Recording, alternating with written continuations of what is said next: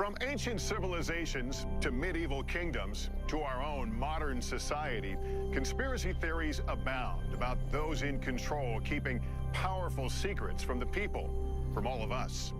And while the allegations may vary, the overarching questions remain the same. What are they hiding? Why are they hiding it? And where is it hidden? Secret government warehouses. Where are they? And what secrets do they hold? You can't apply federal laws to a non-existent place. Tonight, an investigation to find out. How do people get in here? We'll travel the world looking for answers.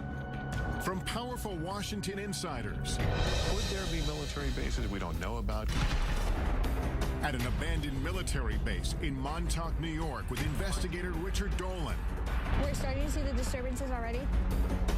In the skies above the legendary Area 51 in Nevada, with researcher Glenn Campbell. Helicopter 9660, Hotel, you familiar with that restricted airspace 3 miles to your west? All the way across the ocean to perhaps the biggest repository of history on Earth, the Vatican. Can we go into the actual archive then? Our investigation will reveal shocking revelations about secret government experiments on U.S. citizens. We were making human guinea pigs out of civilians. Cover-ups about the existence of UFOs. I couldn't tell them what I was done because it was top secret. Potential evidence from a secret base that may provide proof the government has been hiding the truth about extraterrestrial life for decades. You're certainly not human. It's so unusual. It's like nothing I've ever seen before. We'll speak to informants who divulge details about what's hidden and where. There's thousands and thousands of underground tunnels. And for the first time on network TV, bring you footage purportedly smuggled out of Area 51 of an extraterrestrial. Travel with us on a global expedition to find the truth about secret government warehouses.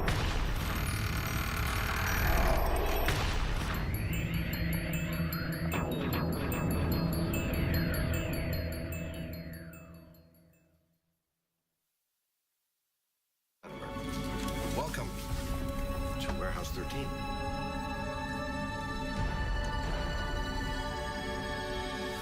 The secret government warehouse. It's a concept portrayed in pop culture that has intrigued audiences around the world for generations.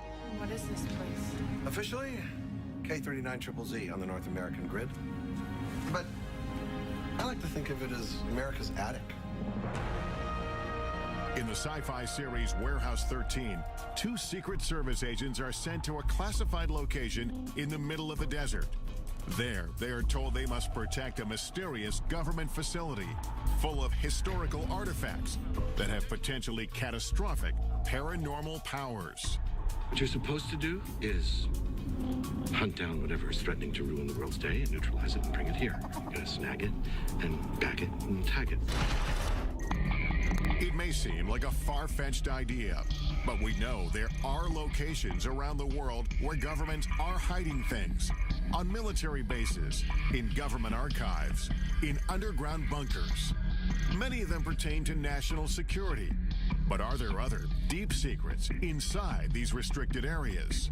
What are they doing in Fort Knox or in Area 51? What are they doing in the Vatican that I can't go in and see? The mere fact of refusing to let people in makes the people on the outside question why are they being shut out and what is actually happening in that secret area or secret meeting. Are there facilities we don't even know about, hiding things we should know about? Some say yes. I believe that there are large numbers of underground facilities throughout this world, a large number of Warehouse 13 type facilities.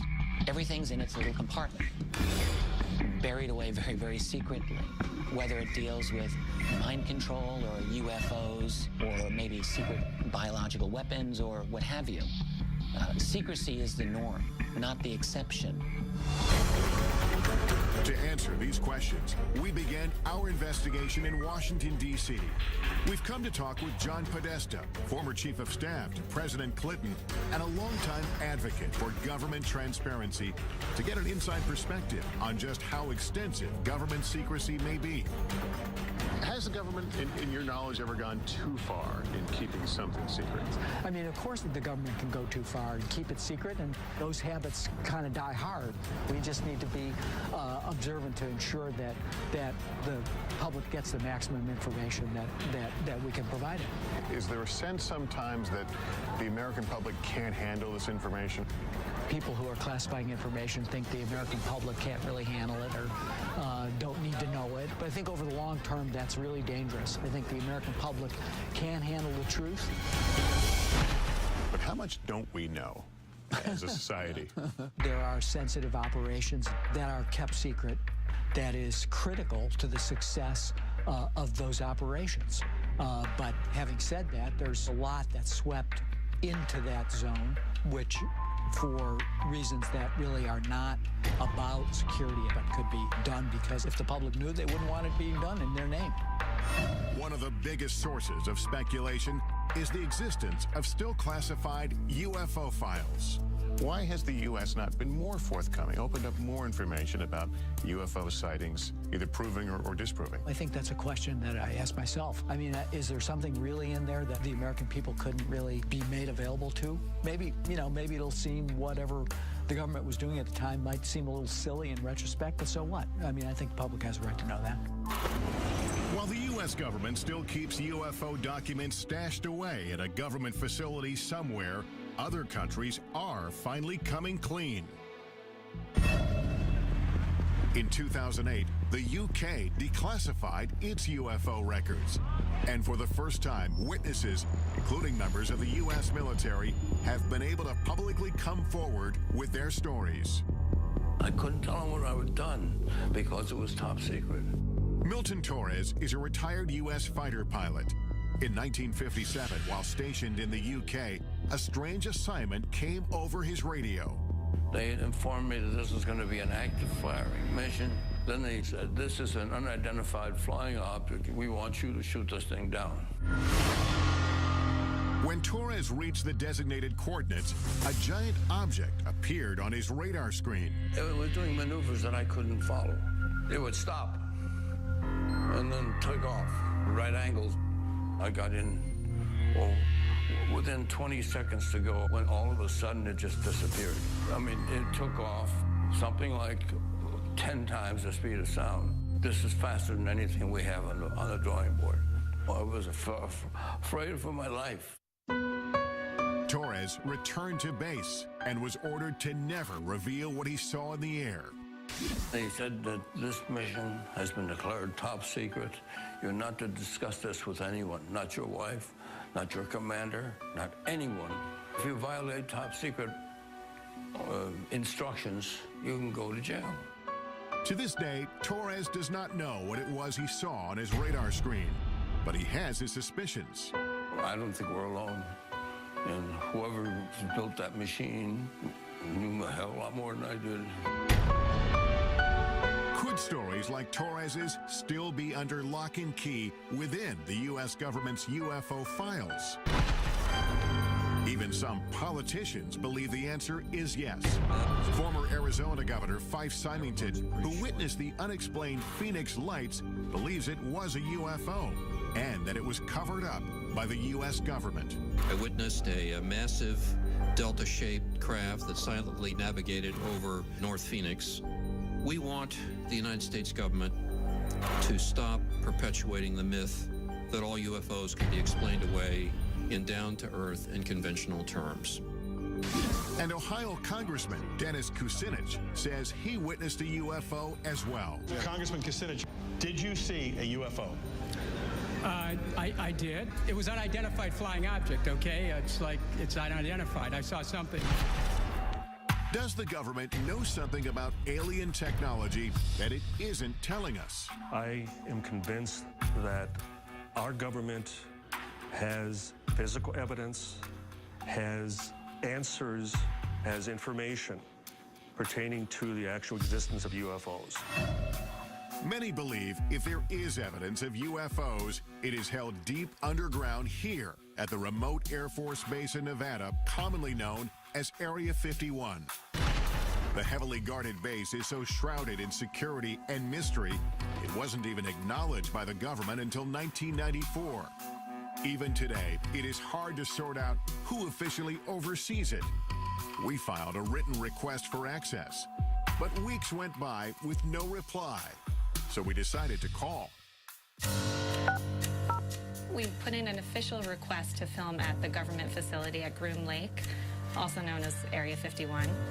I do think that there is some merit to be able to get onto a base such as yours and see what actually is there and what kind of programs taxpayer dollars are paying for.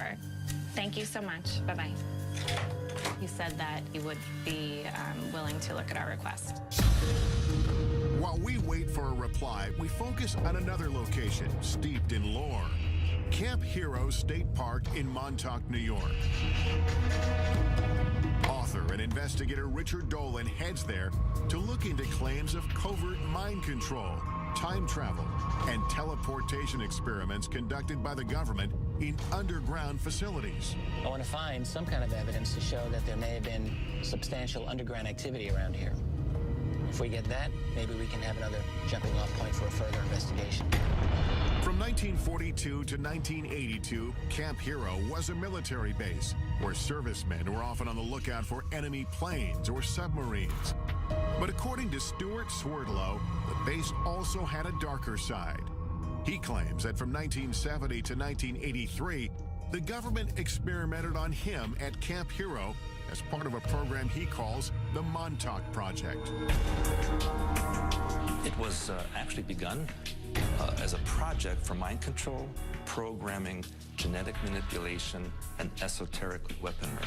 Part of the Montauk Project involved time travel or opening up dimensional doorways from one point to another point. Swerdlow says he, along with thousands of other people, were taken off the streets and from their homes and brought to an underground facility at Camp Hero. The Montauk base on the surface was a derelict or old Air Force base. Underneath, there were 9 levels where the operations took place. There were centers where they would keep people sequestered. It may sound far-fetched, but the U.S. government conducting secret experiments on Americans without their permission is not. It has hidden programs from its citizens in the past and stashed away or destroyed the evidence. Like the medical research done for 40 years on poor black men in Tuskegee, Alabama. They were secretly mistreated for syphilis by the government in an effort to see how they would react. It's only one of the insidious programs uncovered over time. At the height of the Cold War, we now know that the United States military was using the American people as guinea pigs, basically releasing radiation into populated areas to see how fast radiation would spread. The military was experimenting on people without their permission, injecting people with plutonium, which is, of course, one of the most toxic chemicals known to science. They even gassed the New York subway system. But perhaps the most shocking programs involve mind control experiments carried out from the 1950s to the 1970s. The most infamous among them was MK Ultra. MK Ultra was a top secret project to see whether or not mind control was a possibility.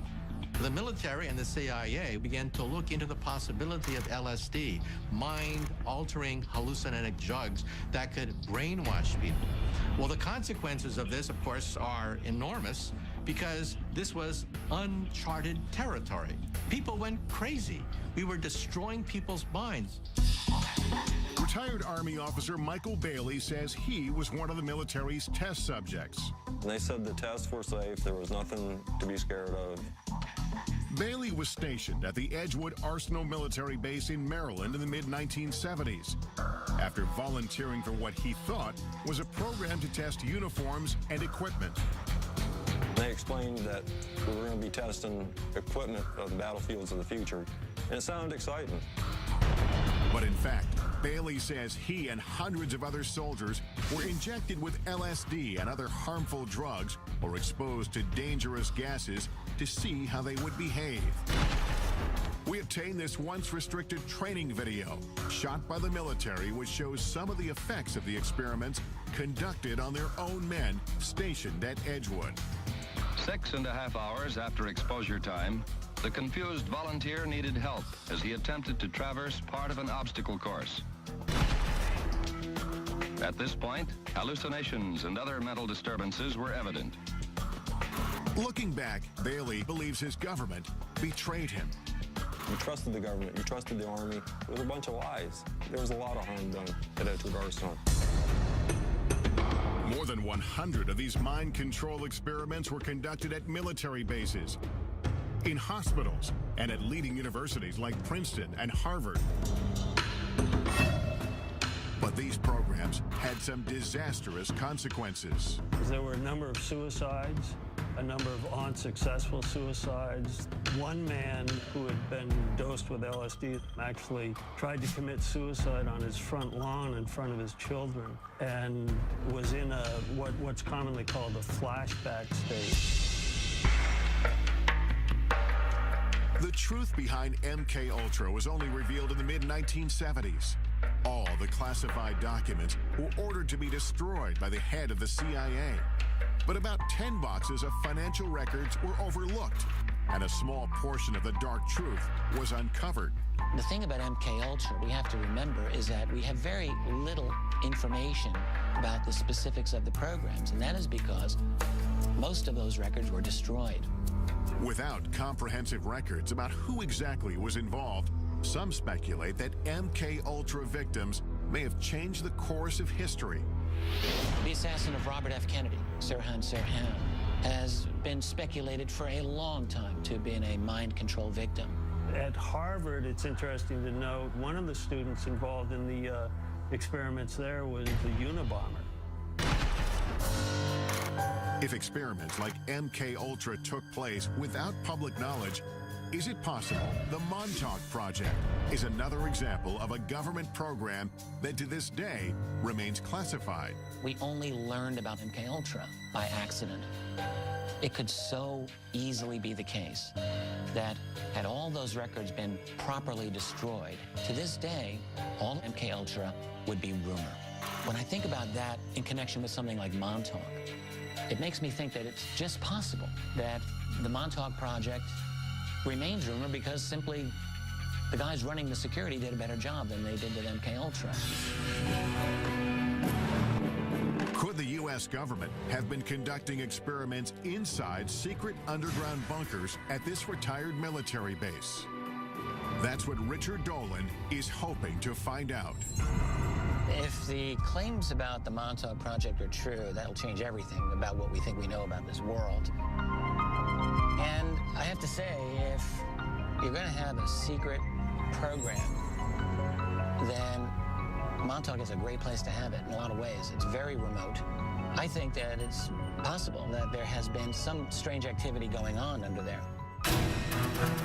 Since the base is now a state park, we asked park officials for permission to access any underground areas. But they said they are not aware of any tunnel system in Camp Hero. Dolan has heard otherwise. I'm told that there are interesting structures in this area. Tunnels I've read about. I want to see something. And what he finds may change what we think about the Montauk Project. What the hell is this?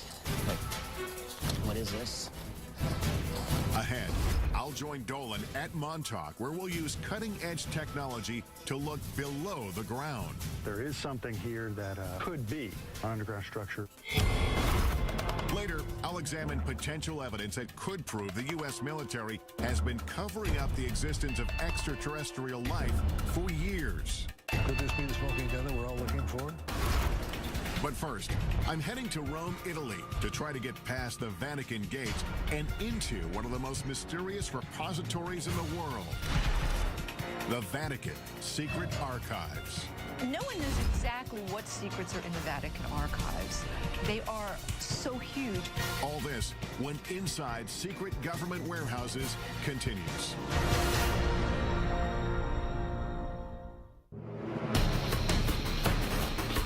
Our investigation into the world's most secretive warehouses brings us here to Rome, Italy, home to the smallest sovereign state in the world, but also one of the most influential, Vatican City. It is the headquarters of the Catholic Church and its 1 billion followers. And although its government rules over only 108 acres of land, the reach of its power has extended around the world. The Vatican is an intriguing place because it's the oldest continuously existing organization on the face of the earth. You can trace it back 2,000 years. The Vatican's role in shaping history is well documented, and some of it, like its support of the arts, is proudly on display here. It's one of, if not the greatest, repositories of art, history, tradition, theology, and written material in the world. It is a treasure trove. Behind me are the hallowed halls of Vatican City, and somewhere deep inside, the Vatican's secret archives. 52 miles of shelves holding thousands of documents. It is perhaps the richest repository of history in the world, and yet it is off limits to almost everyone. For years, scholars and citizens alike have wondered what's hidden inside. Is the Vatican guarding powerful secrets? No one knows exactly what secrets are in the Vatican archives.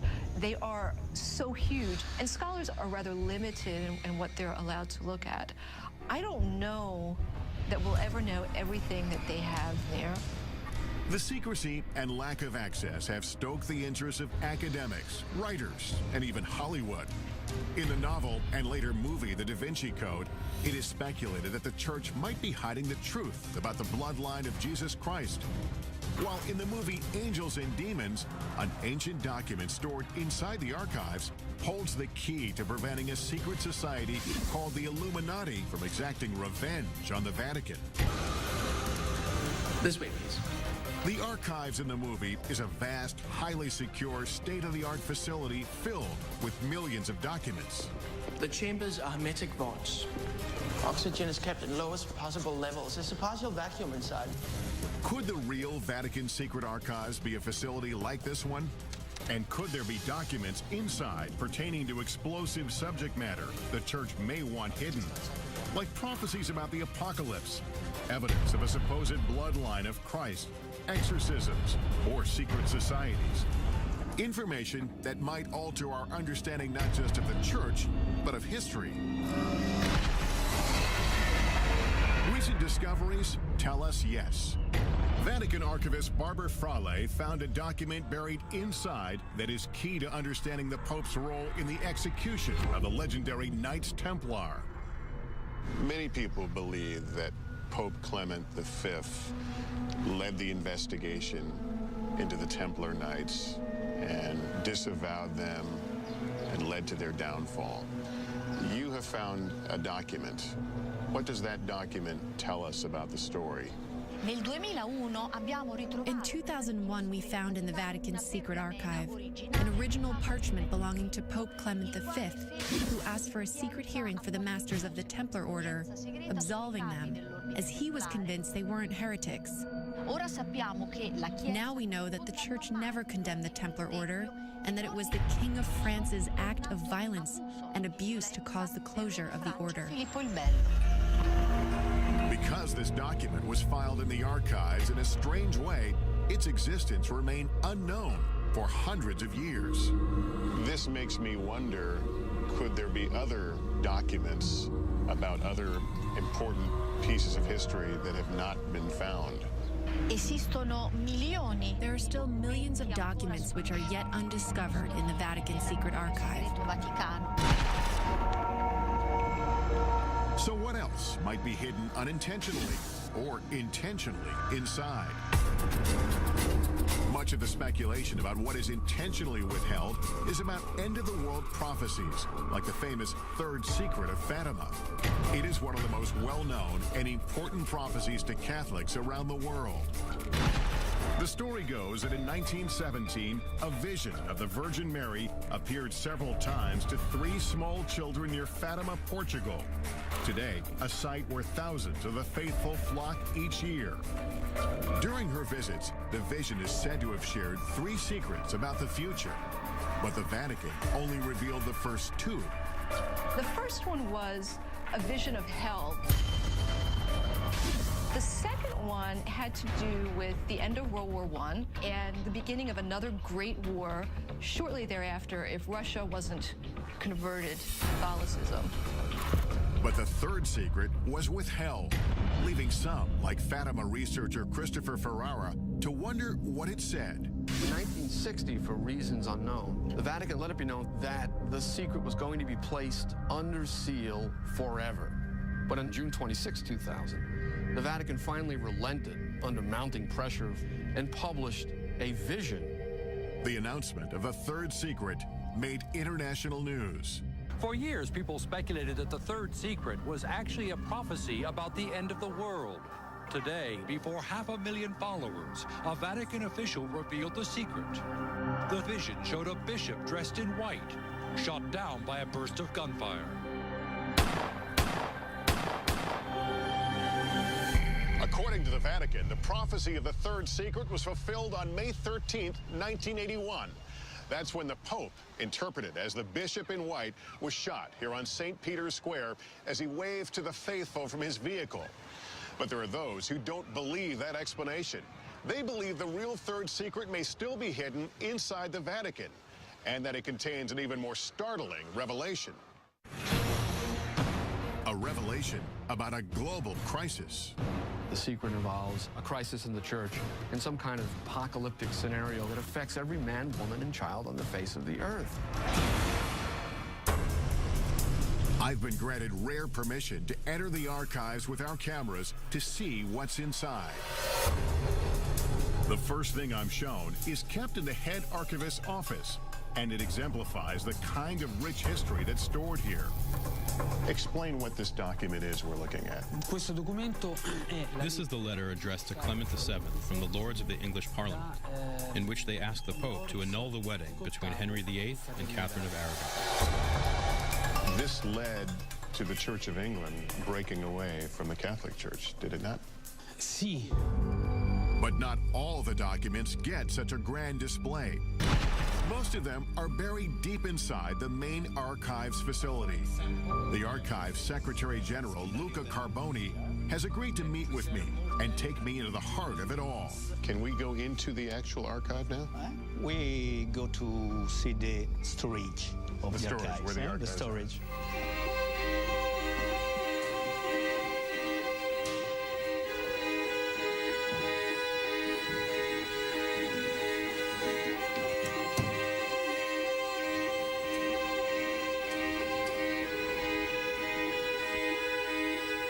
We arrive at the main facility, and I'm instantly overwhelmed by the massive number of files that are before us. We are standing amid the history of the Catholic Church, but this is also an important part of the history of the world, isn't it? The Vatican Archives is important in the world, unique because we preserve a continuous chronological space of over 800 years, from 1198 onwards. Documents as varied as records of medieval families to letters from the brilliant astronomer Galileo, who had famous battles with church leaders of his time, live on these shelves. So you have a correspondence from Galileo. We have a simple letter to a cardinal from Galileo. So that's Galileo's signature. Galileo's signature from Florence in the 18th of December 1628. There is just so much here. Is it possible that there are things here that even the archivists don't know about? Yes, each day we discover something new or something interesting. When you use the term secret here... Okay, secret means private. Secret in this case doesn't mean things that no one can see. No, only private. private, but off limits to all but about 1,000 researchers handpicked by the Vatican each year. It's not hard to imagine how documents can get buried in this vast warehouse, either accidentally or on purpose. The secrets of Fatima, would we find something about the secrets of Fatima here? No. Here is not preserved. If I don't remember, if I remember well, it's not here. But then, where is it? Are there other secure places within Vatican City? Even within this facility, there are areas that are restricted, like the parchment room, holding some of the oldest and most important documents. Can scholars and researchers come here? No. Only the staff of the Vatican Archives. All your parchment are kept here? We preserve 50,000 of single parchment in this room on 2 floors. The air feels different. Is the climate controlled here? Yes, it's under control. And what is in here? Here we have the famous Templar trials. The 3 meters of parchment rolls. But we can't see it? No, it's close. There's no doubt that this repository is one of a kind. But the Vatican has not shown us evidence to prove or disprove the rumors of secret documents being stored inside the archives. So we're headed to Montauk, New York, to look for clues into claims of underground mind control and time travel experiments. And later, we're going to some of the most heavily guarded military bases in the U.S. to investigate reports that proof of alien life is stored inside. All this when Inside Secret Government Warehouses continues.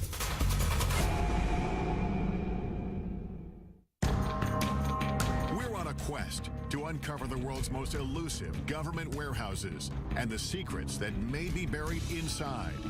Our investigation returns to Camp Hero State Park in Montauk, New York.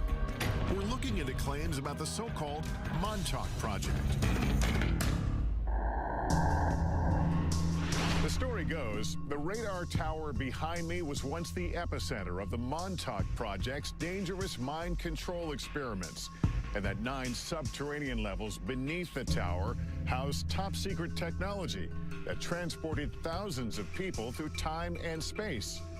But do those underground facilities really exist? According to the United States government, there are no underground facilities at Montauk. Of course, you have to bear in mind that the United States government does almost certainly have many underground facilities that they don't wish to acknowledge. Author and investigator Richard Dolan has agreed to meet me at Camp Hero to take a closer look. Can we establish there's something underground? The thing that I've been thinking about is it's impossible to establish the veracity of the claims of the people themselves, but if we can bring some kind of instrumentation to take a look below the ground, I'm thinking ground-penetrating radar, we might be able to find out one way or the other if there's anything that we can notice. At least confirm some parts of the story.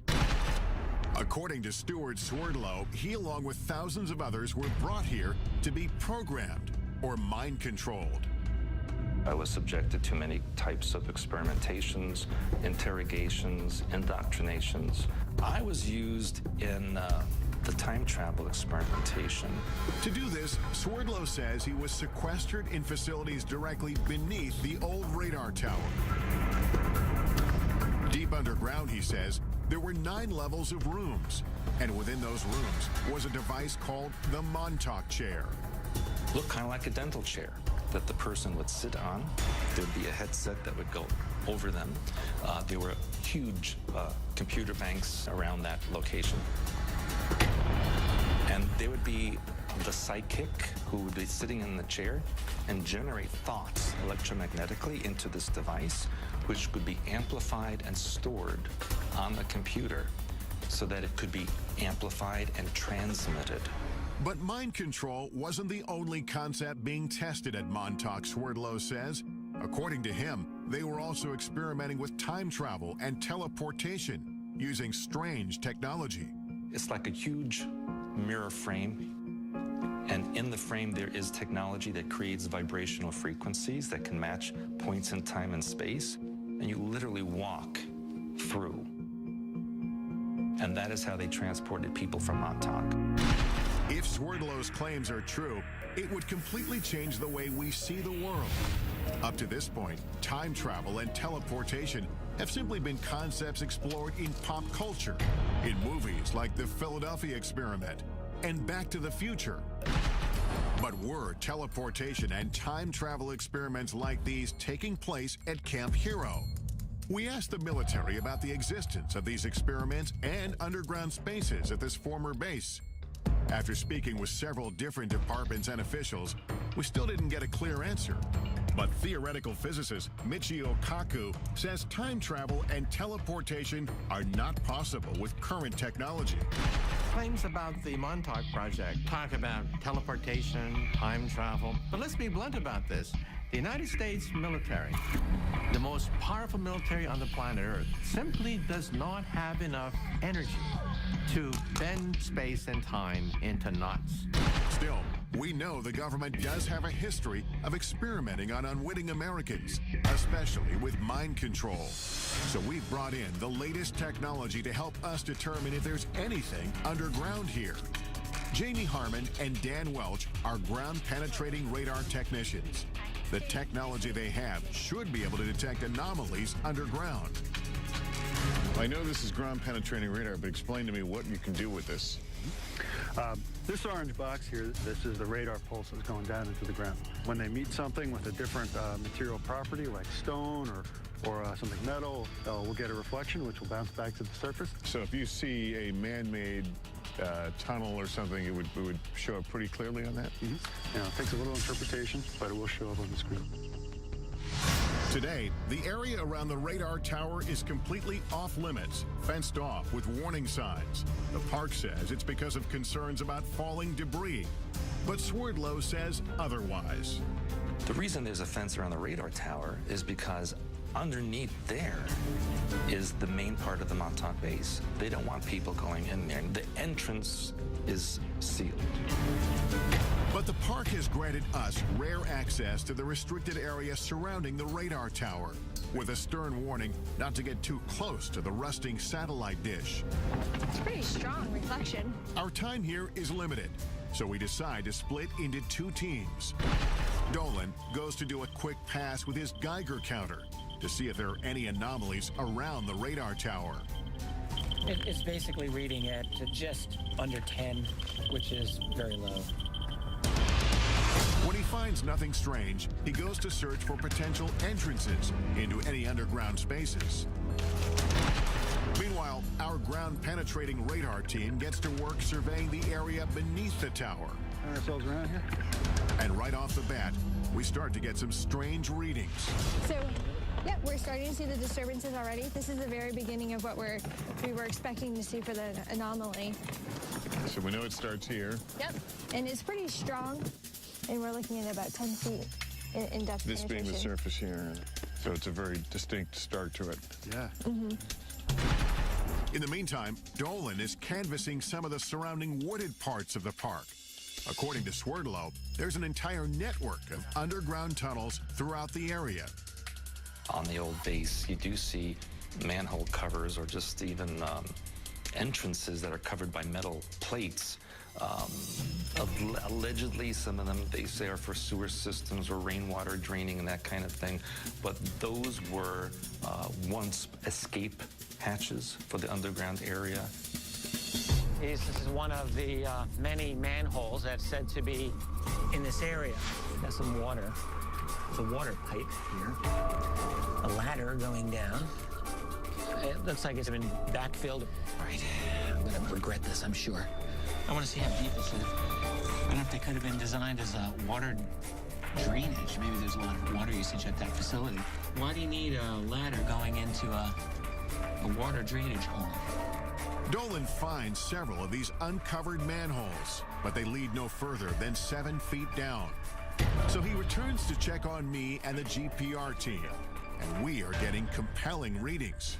We did a number of passes right around this area here, and down about 10 feet or so, it looks like we're getting the surface of something interesting. But you're also seeing it's rather flat. It does have a nice flat surface to it. So, given this area here, the topography of this hill, how it slopes down, if something was flat, it might be more evidence that it could be, more man-made. In other words, it appeared that it could be a roof of something that even went below.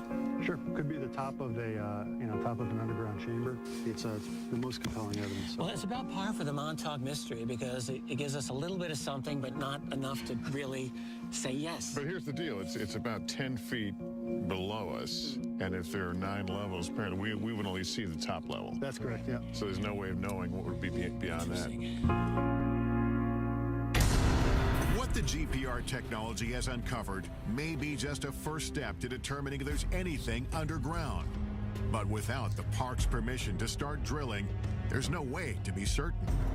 But that doesn't mean our investigation ends here. We still have one more place to look for proof of underground facilities in the area. The tunnel systems that exist under the town of Montauk and Montauk Manor still exist. These locations have tunnel systems that go towards the Montauk base. We've come to the Montauk Manor, an old hotel built in 1927, to see if we can find these supposed underground tunnels and whether they lead to Camp Hero 5 miles away. So what is this place? These are the access tunnels, like the foundation of the Montauk Manor, and building 27. And the tunnels go for quite a ways. Jimmy Hackett works at the manor and has been exploring these tunnels for decades. Have you gone through the whole route of this? I've gone through a big portion of it, but there's still some unexplored sections back there that I haven't been through. Have you ever explored Camp Hero? Yeah, I did. Actually, when we were younger, we played up there while it was actually a working Air Force base. We found, I don't know what you call them, but they were tunnel-like. We'd climb down metal rebar ladders into these square tunnels. Are those the manholes that we're talking about? These are different? Yeah. These are cement square with metal lids. And those are now sealed over? Yes. Yeah, I've heard they were filled with cement. But there are tunnels under Camp Hero? Yes. We start to make our way through these tunnels. They quickly get lower, narrower, and harder to navigate, with no end in sight. No, we can get through here. We get through. Alternate. Yeah. A lot of cobwebs down here. A lot of cobwebs, it just keeps going. Turns around to the right. Oh, great. This could go on forever. Okay, come on up here and take a look at this. We finally get to a point where it is no longer possible for 2 people to keep moving forward. He's gone ahead a little bit to see exactly how far it really goes. I can't believe it goes this far. Neither of us can figure out why you would have a crawl space of this length under this building. Richard, can you hear me? My way back here. I couldn't find the end of it. I'm here. It's very, very long.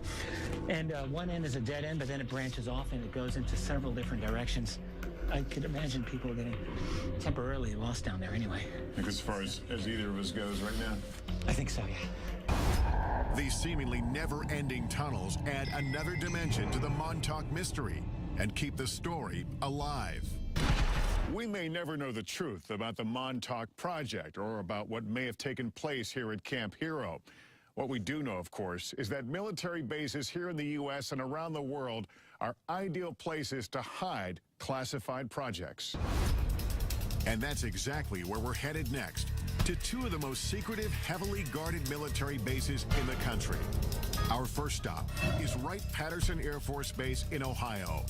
Could the potential evidence we uncover there prove once and for all the base has been engaged in a cover-up of alien life? He says, forget you ever seen this, forget you ever worked on it, don't talk about it. And later, we'll head for the skies in an effort to get the closest look possible at Area 51, where alien technology and life is said to be stashed away. All this when Inside Secret Government Warehouses continues.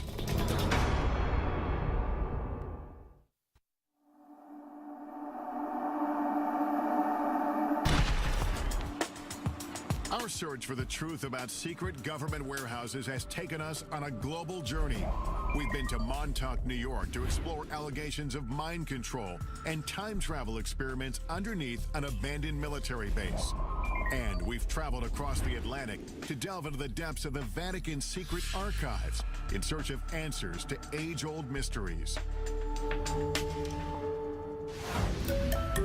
As our investigation deepens, we check in at our nation's capital, where we are still looking for answers and access. We made that request via fax 4 weeks ago, and we haven't heard anything back. We would love an opportunity to go to the facility and tour it. For weeks, we've been calling the Air Force requesting permission to get inside Wright-Patterson Air Force Base in Ohio, and what may be the most secure military base in the United States, the legendary Area 51. Oh, you've never allowed visitors out there? After phone calls to multiple government agencies, we finally reach an Air Force representative who agrees to review our request one more time. Thank you so much. I would appreciate that. The Pentagon's reluctance to let us into these military bases only fuels our curiosity. Could they be hiding more than military secrets inside? And are there other bases, or even warehouses like the one depicted in the sci-fi series Warehouse 13 that we don't even know about? And that is exactly what we do here. Take the unexplained, and we just safely tuck it away in this supersized Pandora's box. Washington insider John Podesta says the idea of a central warehouse is a myth. There's, of course, not one single place that classified information is distributed across the country and across the globe. Could there be military bases we don't know about? Could there be places underground? Well, if we don't know about it, how do we know? Officials at Wright-Patterson Air Force Base decline our request for an interview. But we are able to speak with Congressman Michael Turner, who represents the Dayton, Ohio district where the base is located. Wright-Patterson Air Force Base is known as the largest Air Force base in the world. It has over 20,000 people who work inside the fence, largely in research and development. It has been involved in every plane for the military, starting with the Wright brothers plane, going straight through to stealth. Turner acknowledges Wright-Pat's classified research has inspired theories about extraterrestrial technology stored on base. Whenever you have a base, it's 8,000 acres and only 10 planes. There's a lot of research and development that's going on, and there's a lot of speculation. Speculation fueled in part by Wright-Pat's role in the infamous Roswell incident of 1947. The government has issued at least 4 different official explanations about what actually crashed in the New Mexico desert. And while theories may vary, certain facts are indisputable. A declassified FBI memo dated July 8, 1947, indicates the wreckage purporting to be a flying disc was secretly flown 1,500 miles to Wright Field by special plane for examination. After the Roswell incident, Wright-Pat became home to Project Blue Book, an official government investigation into UFOs. Well, I think people who were interested in UFOs certainly looked to the Air Force to have some kind of greater knowledge about what had occurred than merely those who had witnessed them and what their beliefs might have been. The Air Force investigated more than 12,600 UFO sightings. 700 of them remained unexplained when the government terminated the project in 1969. UFO author Donald Schmidt says Blue Book was flawed from the start. The true hardcore cases were going upstairs, we're going above Blue Book to something that we'll never know about. Retired Air Force Captain Robert Collins spent 22 years in the military, 6 of them at Wright-Pat. I had a top secret SCI, or Special Compartment and Information Clearance. Honorably discharged in 1988, Collins says he has come forward because he wants the military to stop covering up the secret UFO research he believes it has been conducting at Wright-Pat for decades. It deals deals with all the black programs that the Air Force has, including all the classified, super secret reverse engineering programs for UFOs. There are witnesses who support Collins's claim and say they had access to extraterrestrial evidence on the base. According to one account, officials at Wright-Patt revealed the Roswell wreckage to an elite group of men from the prestigious Air War College who were sent there on assignment. Among them was a lieutenant colonel named Marion Magruder. He said they were trying to determine whether they were going to make public something that had recently happened. A fighter pilot in the Second World War, Magruder, known by his combat moniker Black Mac, was no stranger to military operations. But this mission was unlike any other. It was so highly classified, he only revealed it to his family 50 years later when he was dying. He said, I want to tell you that we're not alone. Magruder spoke vividly of a shocking encounter with an extraterrestrial being. He had quite a bit of empathy for him, and he said he was more humanoid than alien, but he had a much larger head, larger eyes, long, slender arms, thin little legs. He appeared to my father to be very sad. Magruder struggled silently with what he saw until the last days of his life. My father said we killed him because of the experiments and stuff. That had an incredible impact upon him. And it may be that his memories weren't all that haunted him. There would be some people come to visit him to discuss that situation with him. Whoever it was, and I never knew who it was very interested in making sure that secret was kept. The Air Force referred us to its 1985 fact sheet that addresses persistent UFO rumors. It says there are not now, nor ever have been, any extraterrestrial visitors or equipment on Wright-Patterson Air Force Base. Yet, over the years, questions have grown.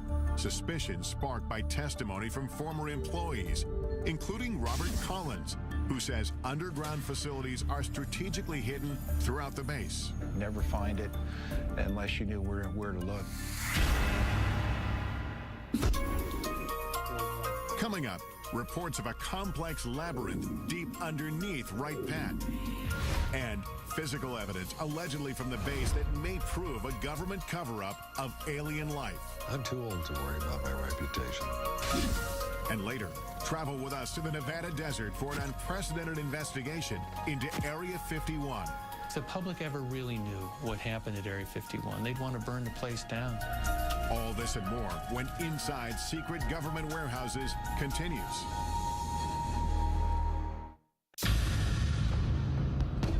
We've come to Wright-Patterson Air Force Base in Dayton, Ohio to investigate the truth about what may be hidden inside. Is this base ground zero in a government conspiracy to cover up evidence of alien life? Many UFO researchers believe so. They have the proof. They have the physical evidence. To this day, everything still points to Wright-Patterson Air Force Base.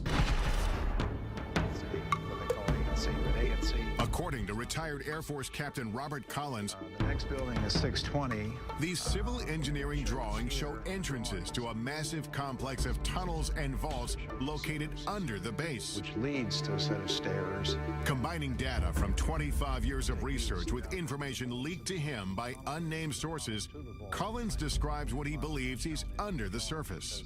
All these tunnels and vaults are completely independent of anything else in Wright-Patterson Air Force Base. 60 feet down below ground. And then there's a limestone rock bed, which is anywhere from 10 to 15 feet thick. So you may be as far down as 70 feet. You're looking at probably the size of a couple football fields at least in length. There's roughly 4 big vaults. They're about 100 by 100 feet in size. They got carpeting on the floor of the tunnels, and you could drive a pickup truck through them. Collins says the most remarkable secret isn't the underground complex itself, It's what he says the Air Force was and possibly still is hiding inside. The things that were stored in these vaults were, of course, bodies, alien bodies, all the cryogenic equipment used to support and maintain and preserve those bodies, and medical examination tables and biological testing equipment. The Air Force denied our request for an interview with a representative from the base. But local Congressman Michael Turner says plenty of classified information is at Wright-Patt, and it's all with good reason. A lot of the things that are going on at Wright-Patterson Air Force Base are secrets that need to be protected. There are things that are in development, research that we're doing, possibly for capabilities for us in the future, or even how we're looking at our potential adversaries. A statement issued to us by the base says the evolution of virtually every Air Force aircraft flying today can be traced back to Wright-Patt. They tell us current developments include material that can sense and then heal its own cracks, as well as bird and insect-sized aircraft capable of swarming. One of the few reporters allowed on base to investigate the legends of UFOs at Wright-Patt is Emmy Award-winning newsman Carl Day. An awful lot of unanswered questions, and tonight we're going to try and sort out facts from fiction. They said, well, come on in and look and see if you find anything. This was at the invitation of the Air Force. Aware of reports about underground chambers, Day asked to be escorted to the lowest level of Building 620. The tunnel that I went through was certainly not big enough to drive a truck through, and we had to duck down in these tunnels because they were very low.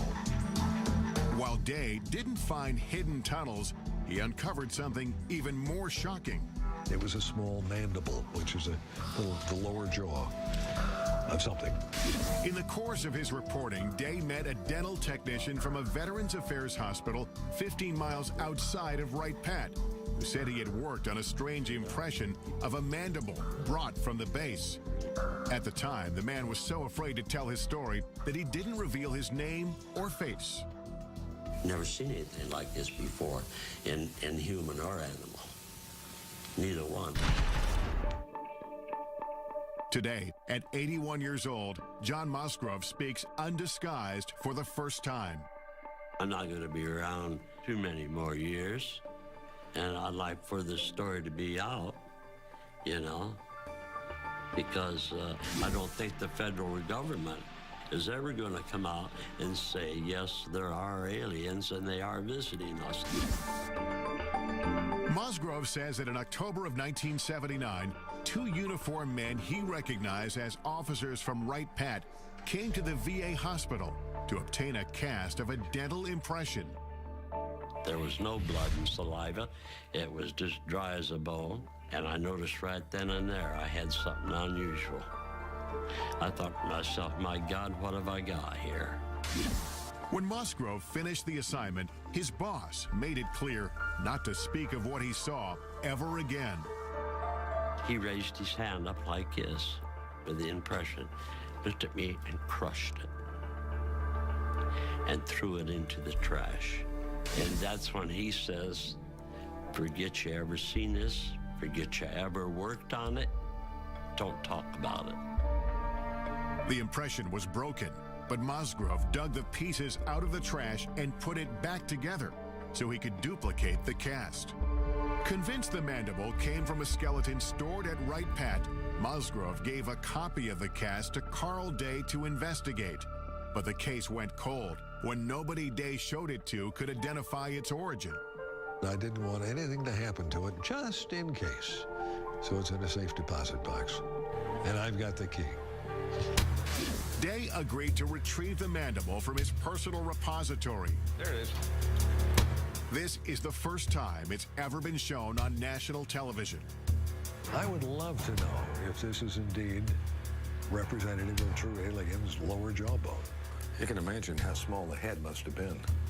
30 years after the cast was made, pressing questions remain. Could this be the smoking gun that we're all looking for? And final proof that indeed we're being visited by aliens? It proves one thing, there's something other than human and animal. Coming up, does this mandible hold the secret to extraterrestrial life? a leading dental anthropologist weighs in. And that's not even close. Right. But first, join us in the Nevada desert. Doesn't it make you wonder what's in there that has to be so secret that they kill? As we examine exclusive video that may expose what happens inside the most secretive military base in the United States. When Inside Secret Government Warehouses continues.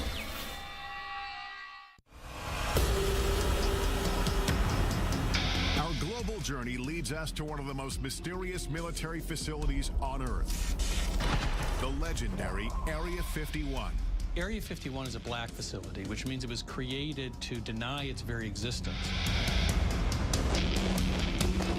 You can't even approach it. It's so heavily guarded. So it's really hard to know exactly what the government is doing. Government secrecy surrounding Area 51 has made the base so notorious that it's even depicted in blockbuster movies like Independence Day. In the film, Area 51 is portrayed as a massive UFO research complex, complete with flying saucers and alien bodies. After repeated requests for access to Area 51 or a representative, we're turned down. May I ask why we're being denied access? The Air Force issued a statement saying the area is used for testing and training for operations critical to the effectiveness of U.S. military forces and the security of the United States. And some specific activities and operations, both past and present, remain classified and cannot be discussed. Undeterred, we hit the road to find out as much as we can without breaking the law. I'm now driving to the Nevada desert a couple hours north of Las Vegas, heading to the legendary Area 51, a place that perhaps holds some of this country's biggest, deepest military secrets. What exactly goes on there has been the source of a lot of speculation. As local tourism shows, most of the speculation centers on extraterrestrial projects, reports of warehouses dug deep into the mountainside. There's some sort of earth-moving activity taking place in that area. Where some claim scientists are conducting reverse engineering on alien spacecraft. It was hundreds of thousands of years ahead of our technology. And most shocking of all, potential evidence that may confirm extraterrestrials exist and may have been held on the base. All claims we'll look into in the course of our investigation here. Area 51 has been veiled in secrecy since its inception. Established in 1955 as a covert test site for the U-2 spy plane, its purpose was to hide military projects. It was a place that was preoccupied with maintaining total secrecy. And secrecy then became its mission.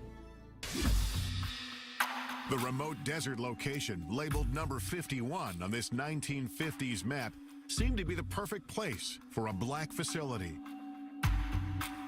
But as the base infrastructure and activity grew, information began to leak out. The U-2 spy plane, the SR-71 spy plane, various stealth aircraft were all tested at this facility. And everything that we can see from the ground and the air indicates that this base is for aircraft testing. Despite full-scale Air Force operations on site, the government refused to acknowledge its existence. Not just initially, but for 40 years. Area 51 investigator and guide Glenn Campbell has been studying the facility since the early 90s. It was sort of like going to a drive-in movie. You could drive up and look down on the secret base that the government didn't acknowledge. I'm going to meet up with Glenn Campbell. Glenn and I first met up 16 years ago when I came out to this same desert trying to get answers about Area 51. This viewpoint we're heading to is Freedom Ridge. In this report I did back in 1994, we simply drove up a nearby peak and the entire facility was revealed. From our mountain vantage point, Dreamland is a collection of unremarkable buildings. Today, the military has expanded control over land around the base. It's been a long time. So getting a good view won't be as easy. What will we be able to see today? Well, from the ground, we're not going to be able to see much. And I know you brought some. So we have satellite photos. Increasingly better satellite imagery over the years. Some of the stuff is incredibly good. Look at these runways and things. It's still the best way to see it is from overhead. Yeah, the security of this place is part of the intrigue. That's what continues to raise the level of curiosity and even, conspiracy theories. The security here is intense. Look around, it's a good place to hide. It's a damn fine place to hide. Area 51 first gained public attention in the late 80s with an explosive claim made by a physicist named Bob Lazar. He said he'd been working on a top-secret project to reverse engineer alien spacecraft at a classified location near the base. He says, no, John, he said, I was in it, I touched it, it's real, it's E.T., it's nothing that we could have produced. Bob Lazar declined our request to be interviewed for this program, but referred us to his good friend John Lear, a retired pilot who flew missions for the CIA. I was the guy that exposed Area 51. Lear says he pushed Lazar to do a television interview revealing the government cover-up of alien technology. He said, yeah, just as long as I do it in shadow. The interview took place at Lear's home, and he captured the setup in this exclusive video. Taking pictures, that's Bob. That's his wife. In the interview, Lazar claims to have worked on flying saucers in a secret facility called S4. So covert, it's camouflaged by a mountain south of Area 51. John Lear describes S4 as Lazar explained it to him. S4 is an underground base. It just looks like a slope of a mountain, but actually they're hangar doors, and they slide up. So it looks like just part of the mountain is sliding up. And it would lead into a laboratory, and there was a set of hangars there. 9 hangars all together, and there was a flying saucer in each different one of them, and they were all different. Right, straight down the road. If the reports of flying saucers and reverse engineering are true, then could the government be using Area 51 as a warehouse for alien technology?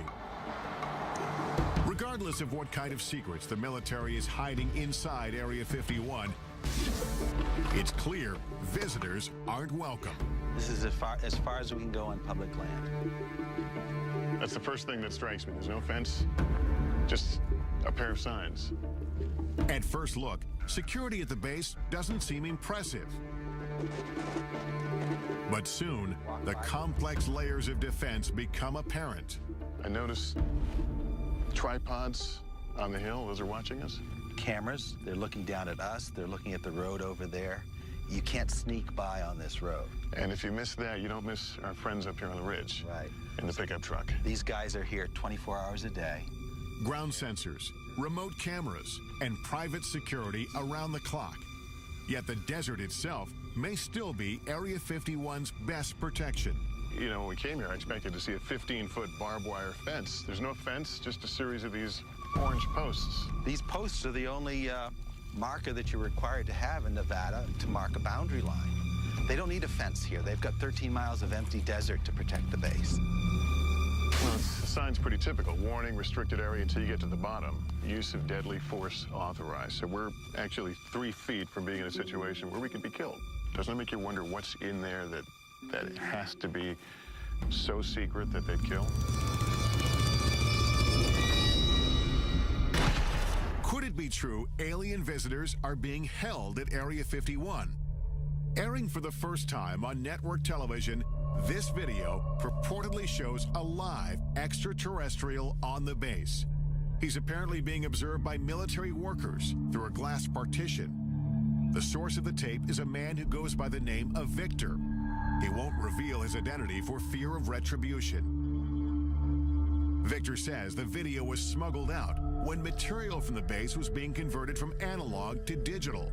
He discussed the video with an altered voice in this 1996 interview. Approximately twice a month, they sit it down for a session that generally lasts from 3 to 5 hours. Victor claims the alien arrived on Earth in 1989 and was subject to regular interviews. In this session, He says the alien becomes distressed. Like he's checking for hemorrhaging around the eye sockets and in the nasal cavity. Victor believes the alien died in the mid-90s. We have no way to verify whether the video is authentic, but we'll take it to a creature effects expert in Los Angeles to test its plausibility. In the meantime, we scale a mountain in search of any sign of structures inside the restricted area. Point is to hug these orange markers. I haven't even seen the orange markers before. There's but we know the orange markers are to our right here. We're losing daylight and only have orange posts to guide us. One wrong step into the invisible border means we could be arrested. I see a structure off in the distance. What are we looking at there? That's the actual guardhouse. That's the actual gate within the Nellis Range. So if you were to keep driving on the road past those signs and you got to that guardhouse, you'd be arrested immediately. We continue to climb upwards until we can't go any farther. Well, this is as high as we can get. It looks like we're at the end of our journey because I see what do you call them, camo guys? Yeah, the camo dudes. Are here. That's some orange markers here. This is as far as we can go. This is where the border changes. I think our only option is to get in the air during daylight, and maybe I'll be able to get a glimpse and get some idea of what's in Area 51. But we're going to need daylight and a chopper. Yeah. Coming up, join us in the skies above the Nevada desert as we take you as close as you can get to the most infamous military base in the country. They now know who we are and where we are. That's correct. Is Area 51 the epicenter for a cover-up of alien life? Or is the base concealing earthly secrets that are much more disturbing? Find out what happened at Area 51 and what humans did. That's scary enough. When Inside Secret Government Warehouses continues.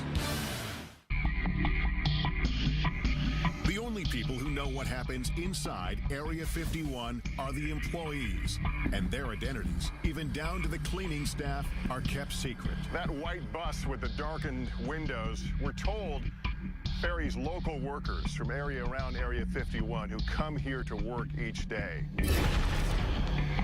Those not bussed in are flown in, shuttled back and forth on special unmarked planes. They fly on a private airline known over aircraft frequencies as Janet every morning from Las Vegas to Area 51. This surveillance video shows workers returning from Area 51 on private 737s. These are jets without any company markings. They just have a red stripe down the side. Signing on to work at the base means agreeing to a covert lifestyle. No one can even admit that they work there. Jonathan Turley, a litigator in national security cases, first learned about Area 51 in 1994 when he was contacted by employees who were gravely ill. You're basically told to go die. And they weren't supposed to talk to a lawyer, and they weren't supposed to talk to a doctor. Despite having signed non-disclosure agreements, some workers told Turley they'd been exposed to toxic materials on base. One of them was a sheet metal worker named Robert Frost. He couldn't tell the doctors where he was working or what he might have been exposed to. They could have put him in jail for it. In 1994, I conducted this interview with Frost's widow, Helen. She told me about the first day her husband came home with symptoms. He walked in a door and he was screaming. I looked at him, his face was bright red, and all the skin was peeling off of his face. Turley filed a lawsuit accusing the military of poisoning Area 51 workers through blatant negligence by recklessly disposing of hazardous waste. They dug a football field-sized trench, and they would fill it every week with all types of hazardous and toxic wastes. And then they would just dump jet fuel on it and set it on fire. Though the base was operating in secret, Turley says the impact on some workers was difficult to hide. Many of them developed a strange condition that looked like fish scales on their body. This was taken just before he quit in March of '89. And then he had these large sores on his back. He had those all over his body. Turley's clients wanted to know what they were exposed to, but suing for information was a Kafkaesque task. At the time, the government denied Area 51 even existed. At one point, I just told the judge, Your Honor, I can take you there. I can point you to it. You can see it. How can it not exist as a matter of physics, let alone the law? Turley says it wasn't until he obtained satellite photos of the base that the government finally acknowledged some operations in the general area.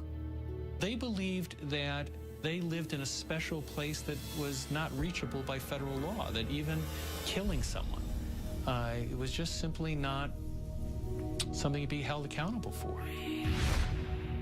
Eventually, Turley filed several lawsuits on behalf of sick workers. The legal battle lasted for 9 years. Some of his clients died during this time. The lawsuits succeeded in prompting the government to start conducting environmental inspections on the base as required by law. And as a result, the court found one of the cases to be moot. Another one was dismissed for reasons of national security. In the end, Turley's clients got no answers, and disclosure of the legal inspections prompted by the lawsuit was deemed subject to a presidential exemption. This means they can be kept from the public, and they have been to this day. This is a failure of immense proportions. It goes not just from the Air Force command at the facility, but extends all the way to the president himself. These were Americans. They had to be protected from their own government. Turley says all the stories about aliens at the base have provided the military with an ideal smokescreen. If everyone's looking for some galactic presence, they're not looking down on Earth for simple crimes. And so the government never really did try to kill the alien stories. They just wanted to kill the crime story. And so, public interest in Area 51 and its alien legends has endured. Tourists come from all over just to get a glimpse inside the border. There's all the signs and all the cameras watching you up in the hills and the guys in the trucks. It's like, okay, what do you really not want us to see that's back here? Like, what is it that you want hidden so well? Major land restrictions in the 1980s and 1990s have closed off nearly every reasonable land-based vantage point into the facility. So we concoct another plan. We really couldn't see anything from the ground, but we have another option. We've hired a helicopter, and we're going to go up and try to skirt around the restricted area and see what we can see. Campbell, pleased to meet you. The sky is also now the focus for investigator Glenn Campbell, as he prepares to monitor activity in the restricted airspace above the base with high-powered surveillance cameras. I have 3 cameras recording 72 hours worth of video. These 3 specialized cameras will record continuously and capture anything unusual overhead, day or night. The idea is have Bald Mountain on one side, have this small peak on the other side. Looks nicer. As we await the results, I head off to do some aerial surveillance of my own. All right, I'm Tom. It takes several calls before finding a pilot willing to take us anywhere near Area 51. Well, these are restricted areas, and why they're restricted areas, they don't tell us. How close can we legally get? Well, it's recommended that you don't get closer than about 2 miles to the border. Are we going to tell them what we're doing? No, we're not going to tell them. We're just going to tell them we're going to be doing some flying, looking the area over if they ask. Let's do it. All right. Okay, here we go. Squad 4373 and ident. 4373 with an ident for 9660 hotel. They now know who we are and where we are. That's correct. During our ascent, we overhear communications between air traffic controllers and the unmarked government commuter jets. Janet 267, Nellis control radar contact, maintain 15000. That airplane he's talking to is one of the Janet airplanes, like an aerial bus service. Once we've flown over the highest mountain, Area 51 creeps into view. I can actually see it from here. We're probably about 10 miles from the border. But just as soon as the base is within sight, a warning comes over the radio. Helicopter 9660 Hotel, you familiar with that restricted airspace 3 miles to your west? 9660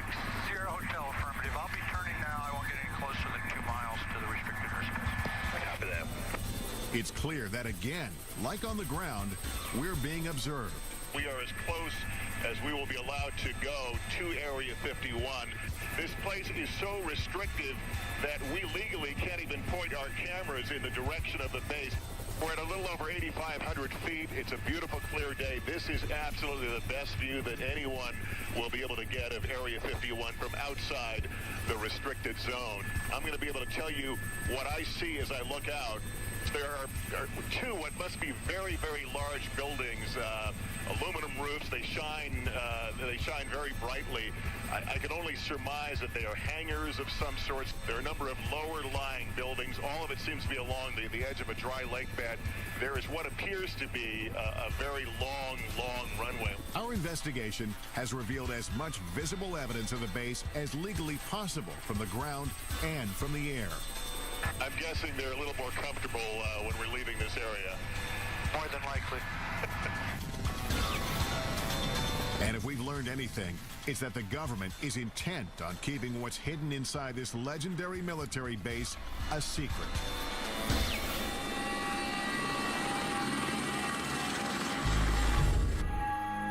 After 72 hours monitoring the sky, our video surveillance captures some anomalies.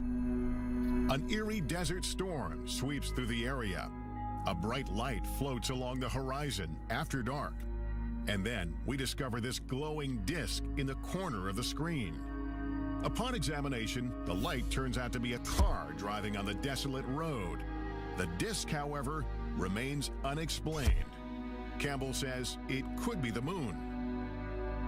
When you come to the desert and you look up at the night sky, you see more stars than you would ever see anyplace else.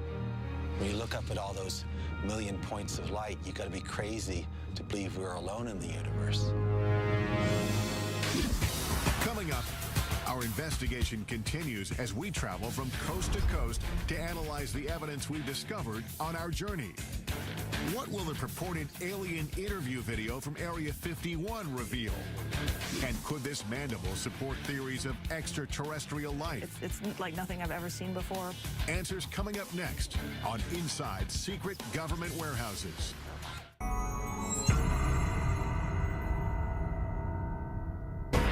Our investigation into secret government warehouses culminates with analysis of the potential smoking guns we've uncovered. Does this video of an alleged alien interview at Area 51 reveal the truth about life beyond Earth? And could this mandible prove alien remains have been hidden on bases like Wright Pat for decades? We'll explore all the possibilities with top experts, starting with one of the most sought-after creature effects artists in Hollywood. I'm looking for that one piece of footage that is undeniable, that I can't look at or other people can't analyze to death. Kevin Yeager designs creatures, aliens, and humans for a living, most notably Chucky from Child's Play and A Nightmare on Elm Street's Freddy Krueger. Yeager agrees to analyze the video using 25 years of experience in puppeteering and film. The first thing that I saw, was an alien, and it actually looked like it was alive.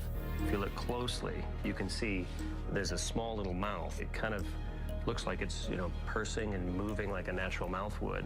It's got big doughy eyes. It's got a big head, and it moves in a pathetic way, and you want to take care of it, and suddenly your heart is involved. Just as Yeager starts to identify with the alien, he spots questionable movement. There's some quick, jarring movements that every now and then see this little jerk bobblehead that happens here. Right there is kind of a jerk bob, and the shoulders move as well. A telltale sign, he says, that the alien is a puppet. It's the head movement that tips Yeager off, and he uses this animatronic doll to explain.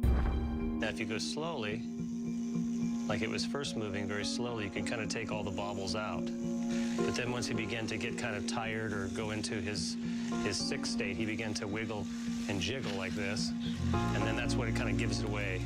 But when dealing with a life form we know nothing about, Yeager admits anything is possible. Maybe the atmosphere here is different and the pressure, and they can't handle it, and the gravity is too hard on them, so they do bobble. Still, Yeager says it looks like the setup is hiding something. The darkness of the videotape, the fact that the alien is sort of back behind a desk, I believe that is to obscure a possible puppeteer behind there. Yeager thinks the alien and the video are a hoax, but he says it wasn't a bad try. There's certain organic elements to it, and I can totally see why people would think this is real. Hoaxes do nothing but undermine efforts to get to the truth. With that in mind, we head to New York City to visit NYU dental anthropologist Shara Bailey. She has been studying the mandible we obtained during our investigation at Wright-Patterson Air Force Base. The jaw shape is what struck me first, because the shape of this jaw is very narrow in the front part, and then it kind of dips in here, and then it's very wide in the back. And this is very unusual for a primate. It makes this curve and then comes out. Yeah, it's kind of like an S curve, I guess you might call it. And certainly our teeth don't, and jaws don't do that. No, they don't. Dr. Bailey has 2,000 primate casts, one of the largest collections in the nation, and she's compared the mandible to every single one. Can you say with any fair amount of certainty that this is not from a primate? Yes, I would put my career on it that it's not from a primate. Although Bailey can't match the mandible to anything she's ever seen, her examination of the cast does reveal new information. The cast was made from a skeleton. And this is of a living person. Because we see the gum here? Yeah, you can see the gum, and you absolutely can't see the gum here. The creature lost its teeth after it died. And there are also crypts. You can see that where the teeth might have been. The remaining teeth show it was an omnivore. It's something that eats both flesh and vegetables. And dimensions of the jaw indicate the size of the creature itself. This is a macaque, but it has a jaw similar in size to this. And so whatever this creature was, it was the size of a small dog. And the skull size would be similar as well to match this? Yeah, there's a very good correlation between jaw size and skull size. The cast has some characteristics that strike Bailey as peculiar, including signs of being scraped with a tool. It's definitely been modified. So that I can tell you. Whether it's authentic and it was modified for some other reason, it's very hard to tell. She also questions the apparent human-like dental pattern, which could disprove the notion that the cast came from an alien skeleton. If we're an alien and evolved on a different planet, totally separate from us, why would we ever expect it to have the dental pattern, the same number of teeth and the same types of teeth as a human? It's very odd. If in fact this came from another planet, how would you begin to really compare it to find out what it is? All I can do is compare it to living things on this planet. This mandible is not of any creature that comes from our Earth, that's for sure. This alleged alien artifact tied to our nation's most complex Air Force base may be just the tip of the iceberg of what the government doesn't want us to know. Could this be one of the many secrets locked away in classified government warehouses around the globe? And is there a real Warehouse 13?